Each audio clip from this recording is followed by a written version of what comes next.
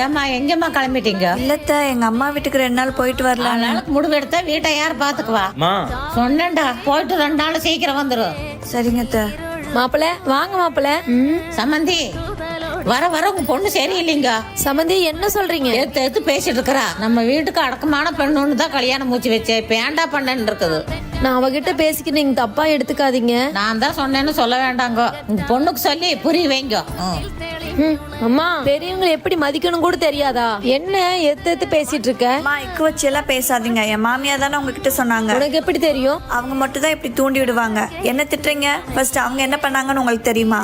பையனுக்கு கல்யாணம் love marriage. என்ன மாதிரி நீயே ஏமாந்துடாதே, நல்லா பொண்ணா பாரு.